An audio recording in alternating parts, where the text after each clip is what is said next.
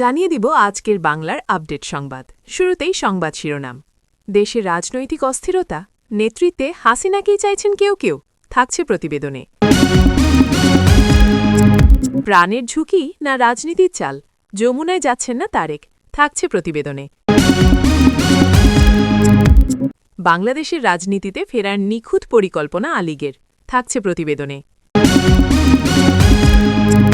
গণভোট মানতেই হবে, না হলে আন্দোলন, জানালো জামায়াত এনসিপি, থাকছে প্রতিবেদনে। হাসিনাকে স্বাগত জানালেন শফিকুর রহমান, রাজনীতিতে নতুন সমীকরণ, থাকছে প্রতিবেদনে। এতক্ষণ শুনতেছিলেন সংবাদ শিরোনাম, এখন বিস্তারিত। দেশের রাজনৈতিক অস্থিরতা, নেতৃত্বে হাসিনাকে চাইছেন কেউ কেউ। দেশের রাজনৈতিক অঙ্গনে নতুন করে উত্তেজনা, গুঞ্জন ও বিভ্রান্তি ছড়িয়ে পড়েছে। সাম্প্রতিক সময়ে সামাজিক যোগাযোগ মাধ্যম সহ বিভিন্ন মহলে দাবি উঠেছে ২০২৪ সালের ৫ আগস্ট সাবেক প্রধানমন্ত্রী শেখ হাসিনা দেশ ছেড়ে চলে যান এবং বর্তমানে বাংলাদেশ জাতীয়তাবাদী দল ক্ষমতায় রয়েছে। একই সঙ্গে আরেকটি প্রশ্ন সামনে আসছে, বর্তমান অস্থিরতার মধ্যে কি আবারও নেতৃত্বে হাসিনাকে দেখতে চান দেশের একটি অংশ? তবে এসব দাবির সত্যতা নিয়ে বড় ধরনের প্রশ্ন রয়েছে। রাজনৈতিক বিশ্লেষক ও নির্ভরযোগ্য সূত্রগুলো বলছে ২০২৪ সালের ৫ আগস্ট শেখ হাসিনা দেশ ছেড়ে পালিয়ে গেছেন বা সে সময় ক্ষমতার পালাবদল ঘটেছে এমন কোনো তথ্য এখন পর্যন্ত প্রতিষ্ঠিতভাবে নিশ্চিত হয়নি। বরং এসব বিষয়কে গুজব, অতিরঞ্জন বা রাজনৈতিক প্রচারণার অংশ হিসেবেই দেখছেন অনেকে। তবুও এ ধরনের দাবির প্রসার দেশের রাজনৈতিক পরিবেশে প্রভাব ফেলছে। বিশেষ করে অনিশ্চয়তা ও তথ্যের ঘাটতির কারণে সাধারণ মানুষের মধ্যে বিভ্রান্তি তৈরি হচ্ছে। অনেকেই প্রকৃত পরিস্থিতি বোঝার চেষ্টা করছেন, আবার কেউ কেউ যাচাই ছাড়াই বিভিন্ন তথ্য বিশ্বাস করছেন। রাজনৈতিক বিশ্লেষকদের মতে বাংলাদেশের রাজনীতিতে অস্থিরতা নতুন কিছু নয়। নির্বাচন, বিরোধী দলের আন্দোলন, মত প্রকাশের স্বাধীনতা, প্রশাসনিক ভূমিকা এসব ইস্যুতে দীর্ঘদিন ধরে আলোচনা ও বিতর্ক চলছে। ফলে বর্তমান পরিস্থিতিতে নেতৃত্বের প্রশ্ন সামনে আসাটা স্বাভাবিক। একটি অংশের মানুষের দাবি, অভিজ্ঞ নেতৃত্বের অভাবেই রাজনৈতিক অচলাবস্থা তৈরি হয়েছে। তারা মনে করেন শেখ হাসিনার মতো দীর্ঘদিনের রাজনৈতিক অভিজ্ঞতা সম্পন্না নেত্রী দেশের জটিল পরিস্থিতি সামাল দিতে সক্ষম। তার সমর্থকরা তার আমলে হওয়া উন্নয়ন প্রকল্প, অবকাঠামোগত অগ্রগতি এবং আন্তর্জাতিক ক্ষেত্রে বাংলাদেশের অবস্থানকে তুলে ধরছেন।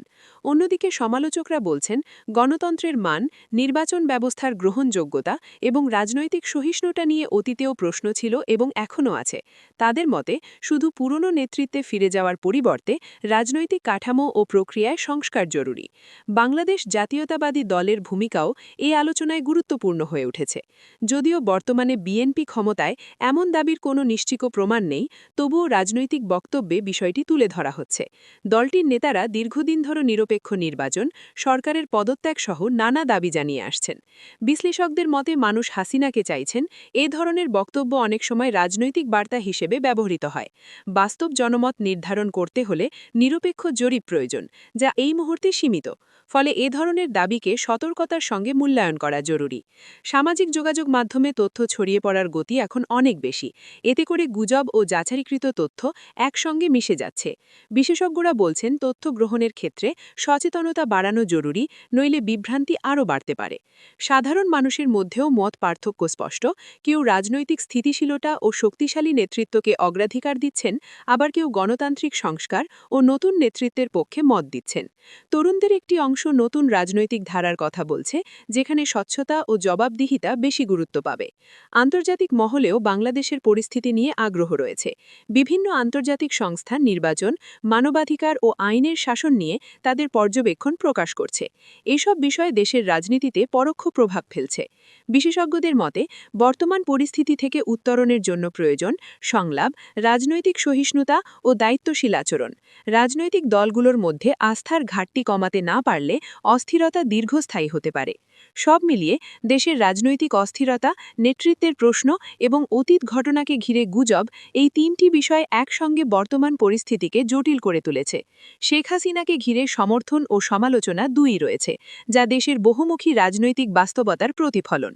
আগামী দিনে পরিস্থিতি কোন দিকে যাবে তা নির্ভর করবে রাজনৈতিক দলগুলোর কৌশল, জনগণের সচেতনতা এবং গণতান্ত্রিক প্রক্রিয়ার কার্যকারিতার উপর। তবে একটি বিষয় স্পষ্ট, বাংলাদেশের মানুষ একটি স্থিতিশীল, শান্তিপূর্ণ এবং কার্যকর গণতান্ত্রিক পরিবেশ প্রত্যাশা করেন, যেখানে সবার মতামত প্রকাশের সুযোগ থাকবে এবং রাজনৈতিক প্রক্রিয়া হবে সবার জন্য গ্রহণযোগ্য। প্রাণের ঝুঁকি না রাজনীতির চাল, যমুনায় যাচ্ছেন না তারেক। রাজনৈতিক অঙ্গনে নতুন করে আলোচনার জন্ম দিয়েছে একটি প্রশ্ন, প্রাণের ঝুঁকি নাকি কৌশলগত রাজনীতি। কারণ হিসেবে সামনে এসেছে তারেক রহমানের যমুনায় না যাওয়ার বিষয়টি। যমুনা বলতে বোঝানো হয় প্রধানমন্ত্রীর সরকারি বাসভবন যমুনা ভবন, যা দেশের সবচেয়ে সুরক্ষিত স্থাপনাগুলোর একটি। সাম্প্রতিক সময়ে বিভিন্ন মহলে আলোচনা চলছে তারেক রহমান মনে করছেন যমুনায় গেলে তার ওপর হামলার আশঙ্কা থাকতে পারে। যদিও এই বিষয়ে তার পক্ষ থেকে আনুষ্ঠানিক কোনো বক্তব্য প্রকাশ পায়নি, তবুও রাজনৈতিক অঙ্গনে এই ধারণা দ্রুত ছড়িয়ে পড়েছে। নিরাপত্তা বিশ্লেষকদের মতে যমুনা ভবনের মতো গুরুত্বপূর্ণ স্থাপনায় সর্বোচ্চ নিরাপত্তা ব্যবস্থা থাকে। রাষ্ট্রীয় নিরাপত্তা প্রোটোকল অনুযায়ী সেখানে প্রবেশ, অবস্থান ও চলাচল কঠোরভাবে নিয়ন্ত্রিত হয়। ফলে সেখানে হামলার আশঙ্কা নিয়ে প্রশ্ন তুলছেন অনেক বিশেষজ্ঞ। তবে রাজনীতিতে নিরাপত্তা ইস্যু অনেক সময় বাস্তবতার পাশাপাশি কৌশলগত বার্তাও বহন করে। বিশ্লেষকদের একটি অংশ মনে করছেন যমুনায় না যাওয়ার বিষয়টি হয়তো সরাসরি নিরাপত্তা উদ্বেগ নয়, বরং একটি রাজনৈতিক অবস্থান বা বার্তা হতে পারে। এর মাধ্যমে ক্ষমতার কেন্দ্র থেকে দূরত্ব বজায় রাখা বা বর্তমান রাজনৈতিক কাঠামোর প্রতি অনাস্থা প্রকাশ করা হতে পারে। বাংলাদেশ জাতীয়তাবাদী দল এর অভ্যন্তরীণ সূত্রগুলো বলছে দলের শীর্ষ নেতৃত্ব সবসময় নিরাপত্তা বিষয়টিকে গুরুত্ব দিয়ে থাকে। অতীতের বিভিন্ন রাজনৈতিক সহিংসতার অভিজ্ঞতা থেকে তারা সতর্ক অবস্থান নিতে পারে। যদিও আনুষ্ঠানিকভাবে যমুনায় গেলে হামলা হতে পারে এমন বক্তব্য তারা নিশ্চিত করেনি। অন্যদিকে ক্ষমতাসীন শিবিরের নেতারা এসব আলোচনাকে ভিত্তিহীন বলে উল্লেখ করছেন। তাদের দাবি রাষ্ট্রীয় গুরুত্বপূর্ণ স্থাপনাগুলোতে সর্বোচ্চ নিরাপত্তা নিশ্চিত করা আছে এবং সেখানে কারও নিরাপত্তা নিয়ে উদ্বেগের কোনো কারণ নেই। তারা বলছেন এ ধরনের বক্তব্য রাজনৈতিক উদ্দেশ্য প্রণোদিত হতে পারে। রাজনৈতিক বিশ্লেষকদের মতে বাংলাদেশের রাজনীতিতে প্রতীকী ভাষার ব্যবহার বেশ প্রচলিত। যমুনায় যাওয়া বা যমুনায় এড়িয়ে চলা এসব অনেক সময় সরাসরি ভৌগোলিক বিষয় নয়, বরং ক্ষমতার কেন্দ্র, রাজনৈতিক গ্রহণযোগ্যতা বা বৈধতার প্রশ্নকে ইঙ্গিত করে। সাধারণ মানুষের মধ্যেও এ নিয়ে কৌতূহল তৈরি হয়েছে। কেউ মনে করছেন এটি নিরাপত্তা ইস্যু, আবার কেউ এটিকে রাজনৈতিক কৌশল হিসেবে দেখছেন। তবে অধিকাংশই নির্ভরযোগ্য তথ্যের অভাবে নিশ্চিত কোনো সিদ্ধান্তে পৌঁছতে পারছেন না। এদিকে দেশের সামগ্রিক রাজনৈতিক পরিস্থিতিও এই আলোচনাকে আরও গুরুত্ব দিয়েছে। বিভিন্ন রাজনৈতিক কর্মসূচি, পাল্টাপাল্টি বক্তব্য এবং মাঠের উত্তেজনা সব মিলিয়ে পরিবেশ এমনিতেই সংবেদনশীল। ফলে ছোট একটি ইস্যুও বড় আলোচনায় পরিণত হচ্ছে। বিশেষজ্ঞরা বলছেন এ ধরনের পরিস্থিতিতে দায়িত্বশীল বক্তব্য ও তথ্য যাচাই অত্যন্ত গুরুত্বপূর্ণ, কারণ গুজব বা অসম্পূর্ণ তথ্য রাজনৈতিক উত্তেজনা আরও বাড়াতে পারে। সব মিলিয়ে যমুনায় যাচ্ছেন না তারেক, এই বিষয়টি এখনও স্পষ্ট কোনো আনুষ্ঠানিক ব্যাখ্যা পায়নি। এটি সত্যিই নিরাপত্তা উদ্বেগ নাকি রাজনৈতিক কৌশল, তা নিয়ে বিতর্ক চলছে। তবে এটুকু নিশ্চিত, বিষয়টি দেশের রাজনৈতিক অঙ্গনে নতুন করে আলোচনা ও বিশ্লেষণের জন্ম দিয়েছে। আগামী দিনে এ বিষয়ে সংশ্লিষ্ট পক্ষগুলোর আনুষ্ঠানিক বক্তব্য এলে পরিস্থিতি আরও পরিষ্কার হতে পারে। ততদিন পর্যন্ত এটি গুঞ্জন, বিশ্লেষণ এবং রাজনৈতিক ব্যাখ্যার মধ্যেই সীমাবদ্ধ থাকবে বলে মনে করছেন সংশ্লিষ্টরা। বাংলাদেশের রাজনীতিতে ফেরার নিখুঁত পরিকল্পনা আওয়ামী লীগের। দেশের রাজনৈতিক অঙ্গনে নতুন করে আলোচনায় উঠে এসেছে বাংলাদেশ আওয়ামী লীগ কি সুপরিকল্পিতভাবে আবারও শক্ত অবস্থানে ফিরতে যাচ্ছে। সাম্প্রতিক রাজনৈতিক পরিস্থিতি, মাঠের তৎপরতা এবং নেতাকর্মীদের সক্রিয়তা দেখে এমন প্রশ্নই ঘুরপাক খাচ্ছে বিশ্লেষক মহলে। দলীয় সূত্রগুলো বলছে দীর্ঘদিনের অভিজ্ঞতা কাজে লাগিয়ে সংগঠনকে পুনর্গঠনের দিকে জোর দেওয়া হচ্ছে। তৃণমূল থেকে কেন্দ্র পর্যন্ত সাংগঠনিক শক্তি বাড়ানো, নতুন নেতৃত্ব তুলে আনা এবং পুরনো কর্মীদের আবার সক্রিয় করার পরিকল্পনা নেওয়া হয়েছে। বিশেষ করে বিভিন্ন জেলায় সমন্বয় সভা, কর্মী সমাবেশ এবং ঘরোয়া বৈঠকের মাধ্যমে সংগঠনকে চাঙা করার চেষ্টা চলছে। রাজনৈতিক পর্যবেক্ষকদের মতে যে কোনো বড় দলের জন্য কামব্যাক স্ট্র্যাটেজি সাধারণত কয়েকটি ধাপে গড়ে ওঠে: সংগঠন পুনর্গঠন, জনসম্পৃক্ততা বৃদ্ধি, রাজনৈতিক বার্তা স্পষ্ট করা এবং জোট রাজনীতিতে কৌশল নির্ধারণ। সেই দিক থেকে দেখলে বাংলাদেশ আওয়ামী লীগ ইতোমধ্যেই এসব দিকেই মনোযোগ দিচ্ছে বলে ধারণা করা হচ্ছে। নেতৃত্বের প্রশ্নেও আলোচনা রয়েছে। অনেকের মতে শেখ হাসিনার রাজনৈতিক অভিজ্ঞতা এবং জনপ্রিয়তা এখনও দলের বড় শক্তি, তাকে সামনে রেখে আবারও দলকে ঐক্যবদ্ধ করার চেষ্টা হতে পারে। একই সঙ্গে নতুন প্রজন্মের নেতাদের সামনে আনার বিষয়টিও গুরুত্ব পাচ্ছে। দলীয় প্রচারণা কৌশলেও পরিবর্তনের ইঙ্গিত পাওয়া যাচ্ছে। সামাজিক যোগাযোগ মাধ্যমে সক্রিয়তা বাড়ানো, উন্নয়নমূলক বার্তা তুলে ধরা এবং বিরোধীদের সমালোচনার জবাব দ্রুত দেওয়ার জন্য আলাদা টিম কাজ করছে বলে জানা গেছে। এর মাধ্যমে জনমনে প্রভাব বিস্তার করার পরিকল্পনা নেওয়া হয়েছে। অন্যদিকে জোট রাজনীতির বিষয়টিও গুরুত্বপূর্ণ হয়ে উঠছে। বিশ্লেষকদের মতে ভবিষ্যতে বাংলাদেশ আওয়ামী লীগ যদি শক্ত অবস্থানে ফিরতে চায়, তাহলে নতুন করে জোট গঠন বা পুরনো মিত্রদের সক্রিয় করা প্রয়োজন হতে পারে। এক্ষেত্রে ছোট দলগুলোকে সঙ্গে নেওয়ার কৌশল দেখা যেতে পারে। বিরোধী রাজনৈতিক দলগুলো অবশ্য এ ধরনের পরিকল্পনাকে ভিন্নভাবে দেখছে। তাদের দাবি এটি মূলত রাজনৈতিক প্রভাব ধরে রাখার একটি প্রচেষ্টা, যা বাস্তব জনসমর্থনের প্রতিফলন নয়। তবে আওয়ামী লীগ নেতারা বলছেন জনগণের সমর্থনই তাদের মূল শক্তি এবং সেটিকেই পুনরায় সুসংগঠিত করার কাজ চলছে। সাধারণ মানুষের মধ্যেও এ নিয়ে কৌতূহল রয়েছে। কেউ মনে করছেন বড় রাজনৈতিক দল হিসেবে আওয়ামী লীগের পুনরায় সক্রিয় হওয়া রাজনীতিতে ভারসাম্য আনতে পারে, আবার কেউ আশঙ্কা করছেন এতে রাজনৈতিক প্রতিদ্বন্দ্বিতা আরও বাড়তে পারে। বিশ্লেষকদের মতে সফলভাবে রাজনীতিতে ফেরার জন্য শুধু সাংগঠনিক শক্তি নয়, জন আস্থা অর্জনও অত্যন্ত গুরুত্বপূর্ণ। জনগণের প্রত্যাশা, অর্থনৈতিক বাস্তবতা এবং আন্তর্জাতিক প্রেক্ষাপট সবকিছু বিবেচনায় নিয়ে কৌশল নির্ধারণ করতে হবে। সব মিলিয়ে বাংলাদেশ আওয়ামী লীগের সম্ভাব্য নিখুঁত পরিকল্পনা এখনও আনুষ্ঠানিকভাবে ঘোষণা না হলেও মাঠের কার্যক্রম ও রাজনৈতিক বার্তায় এর ইঙ্গিত মিলছে বলে মনে করছেন সংশ্লিষ্টরা। আগামী দিনে এই পরিকল্পনা কতটা সফল হবে তা নির্ভর করবে রাজনৈতিক পরিস্থিতি, জনসমর্থন এবং দলটির বাস্তব কৌশল প্রয়োগের ওপর। দেশে গণভোট ইস্যুকে কেন্দ্র করে নতুন করে রাজনৈতিক উত্তেজনা তৈরি হয়েছে। বাংলাদেশ জামায়াতে ইসলামী ও কথিত জোটসঙ্গী এনসিপি দাবি করেছে গণভোটের ফল মানতেই হবে, অন্যথায় রাজপথে আন্দোলন গড়ে তোলা হবে। তবে ২০২৬ সালের ফেব্রুয়ারিতে জাতীয় নির্বাচন, গণভোট অনুষ্ঠিত হওয়া এবং সেখানে বাংলাদেশ জাতীয়তাবাদী দল এর বিজয়, এমন দাবিগুলোর সত্যতা নিয়ে প্রশ্ন উঠেছে, কারণ এ সংক্রান্ত কোনো নির্ভরযোগ্য বা আনুষ্ঠানিক তথ্য এখনও নিশ্চিত হয়নি। জামায়াতের পক্ষ থেকে বলা হয়েছে, জনগণের রায়কে অস্বীকার করা হলে তা গণতন্ত্রের জন্য হুমকি হয়ে দাঁড়াবে। তাদের ভাষ্য, যদি সত্যিই গণভোটে হ্যাঁ ভোট জয়ী হয়ে থাকে, তাহলে সেটি বাস্তবায়ন করা সরকারের দায়িত্ব, অন্যথায় তারা জনগণকে সঙ্গে নিয়ে আন্দোলনের পথে নামবে। তবে রাজনৈতিক বিশ্লেষকদের মতে এখানে বড় ধরনের তথ্যগত অস্পষ্টতা রয়েছে।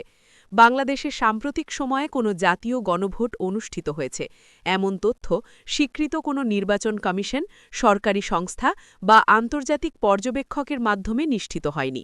ফলে গণভোটে জয় বা ফল না মানা এসব দাবিকে যাচাই ছাড়া গ্রহণ করা ঝুঁকিপূর্ণ। বাংলাদেশ জাতীয়তাবাদী দল এর পক্ষ থেকেও এ বিষয়ে স্পষ্ট কোনো আনুষ্ঠানিক অবস্থান পাওয়া যায়নি।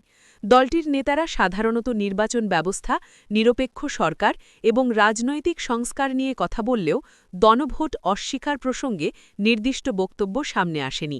বিশ্লেষকদের মতে রাজনৈতিক বক্তব্যে অনেক সময় গণভোট শব্দটি প্রতীকী অর্থেও ব্যবহৃত হয়, যেমন জনমতের প্রতিফলন বোঝাতে। তাই বাস্তব গণভোট না থাকলেও রাজনৈতিক চাপ সৃষ্টির জন্য এ ধরনের ভাষা ব্যবহার হতে পারে। অন্যদিকে সাধারণ মানুষের মধ্যেও বিভ্রান্তি তৈরি হয়েছে। কেউ মনে করছেন সত্যিই কোনো গণভোট হয়েছে, আবার কেউ এটিকে রাজনৈতিক কৌশল বা প্রচারণা হিসাবে দেখছেন।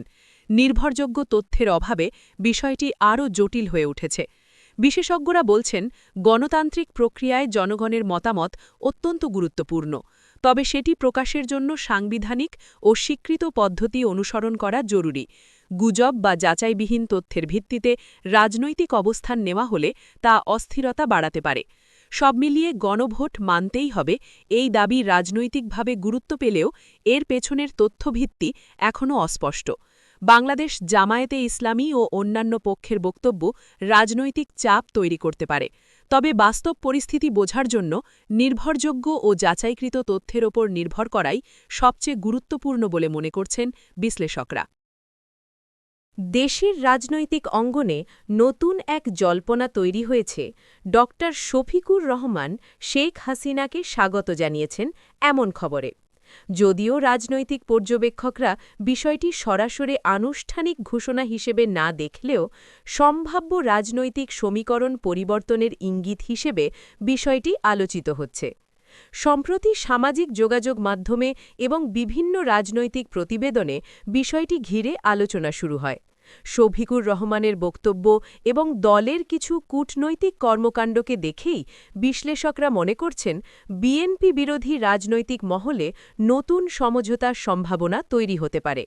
যদিও এ পর্যন্ত আনুষ্ঠানিকভাবে কোনো রাজনৈতিক জোট বা সমঝোতার ঘোষণা আসেনি।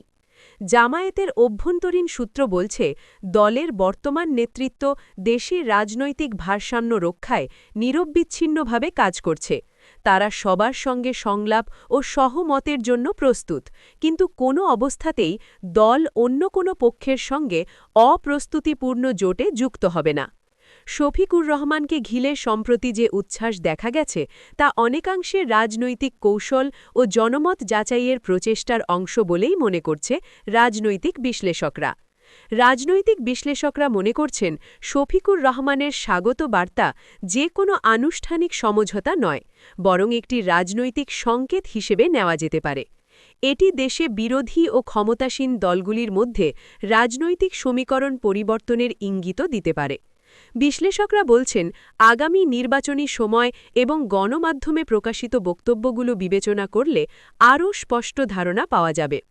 বাংলাদেশ আওয়ামী লীগ এর পক্ষ থেকেও বিষয়টি মনোযোগের কেন্দ্রে রয়েছে। দলটি সবসময়ই জোট ও রাজনৈতিক সমঝোতাকে কৌশলগতভাবে ব্যবহার করে থাকে। শফিকুর রহমানের স্বাগত বার্তা যদি বাস্তবায়িত হয়, তবে তা দেশের রাজনৈতিক অঙ্গনে নতুন সমীকরণ এবং ক্ষমতার ভারসাম্যের দিকেও প্রভাব ফেলতে পারে। অন্যদিকে বাংলাদেশ জাতীয়তাবাদী দলের নেতাকর্মীদের মধ্যেও জল্পনা শুরু হয়েছে। তারা বিষয়টিকে কৌশলগত রূপে দেখছেন। রাজনৈতিক মহলের ধারণা, ভবিষ্যতে জোট, সমঝোতা বা অংশীদারিত্বের বিষয়গুলো বিবেচনা করে তারা নিজেদের কৌশল নির্ধারণ করবে। সাধারণ মানুষও বিষয়টিকে নিয়ে কৌতূহল প্রকাশ করছেন। কেউ ভাবছেন এটি দেশের স্থিতিশীলতার দিকেই ইঙ্গিত দিচ্ছে, আবার কেউ মনে করছেন রাজনৈতিক কৌশল হিসেবে এটি বিবেচিত হতে পারে। বিশ্লেষকরা বলছেন, রাজনৈতিক বার্তা, সমঝোতা বা শুভেচ্ছা সবকিছুই জনমত ও রাজনৈতিক চাপ প্রভাবিত করার এক মাধ্যম। রাজনৈতিক বিশ্লেষকদের মতে বাংলাদেশের রাজনৈতিক সমীকরণ প্রভাবিত হয় বহু সংখ্যক উপাদান দিয়ে, যেমন জনমত, রাজনৈতিক দলগুলির অভ্যন্তরীণ কাঠামো, জোট নীতি, আন্তর্জাতিক চাপ এবং গণমাধ্যমের ভূমিকা। শফিকুর রহমানের স্বাগত বার্তা এ সবের সঙ্গে সরাসরি সম্পর্কিত হতে পারে। একই সঙ্গে দেশের স্থিতিশীলতা ও গণতান্ত্রিক প্রক্রিয়ার জন্য এটি গুরুত্বপূর্ণ। বিশ্লেষকরা মনে করছেন যে কোনো সমঝোতা বা নতুন জোট রাজনৈতিক স্থিতিশীলতা ও সংলাপকে উৎসাহিত করতে পারে। তবে রাজনৈতিক স্বার্থ বা কৌশলগত বার্তাকে প্রাধান্য দিয়ে সিদ্ধান্ত নিলে তা জনমতের সঙ্গে সামঞ্জস্য না রাখলে অস্থিরতার সৃষ্টি হতে পারে। শফিকুর রহমানের বক্তব্য এবং জামায়াতের সাম্প্রতিক কার্যক্রম দেশ জুড়ে মনোযোগ আকর্ষণ করেছে।